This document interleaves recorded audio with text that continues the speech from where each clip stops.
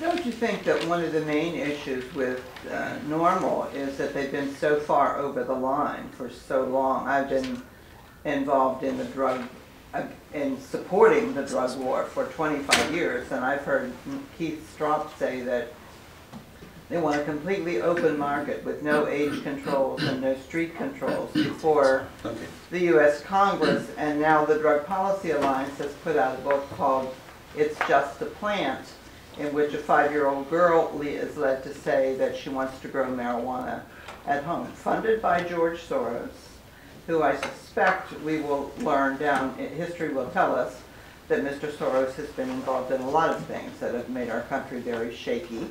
And our intent is to enlist the help of the new president and get him to change his mind about marijuana being medicine, because nothing could be further from the truth. I mean, you've made your statement, so if you have a question. So for those who don't know, I said, don't you think? For those who don't know, Joyce is a prohibitionist heckler, not a reporter. No, I'm not. And I'm of course a grandmother of 7. I have a press pass, and I think I deserve the respect of 25 years of trying to protect everyone's kids, including mine. No, actually, I'm going to briefly respond to this, and then I think we're going to close the news conference, right, Adam? Excuse me, Dave. Don't heckle me. Joyce does not deserve respect for 25 years because she's been working to incarcerate 100 million Americans, which is 1/3 of the population of this country.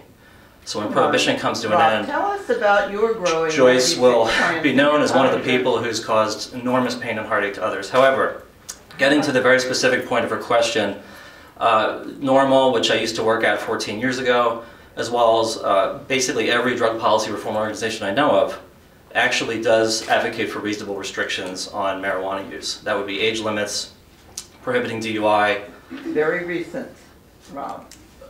As of 16, Joyce, actually, if you could just let me finish, please. As of 16 years ago, Normal advocated age limits, and they still do today.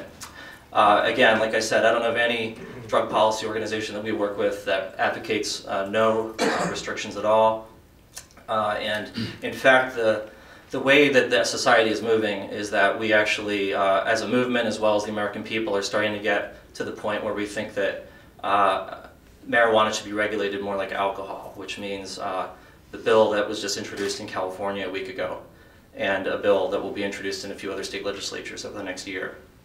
So, however, that said, this is not a discussion about whether marijuana should be legal or taxed. It's not a discussion about the drug war. It's not a discussion about Joyce's grandchildren.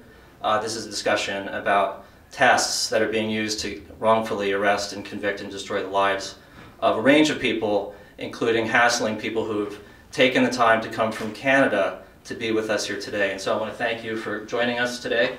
And if there are any further questions, we can just take them one-on-one. But as for me, I have to leave. Thank you. I would like to make one further comment, Rob, and that is that 3 of my grandchildren lost their father in the World Trade Center bombing. And every one of you who smokes a joint puts more money in the hands of the Afghanistani traffickers and dealers. So I wish you would think about that too.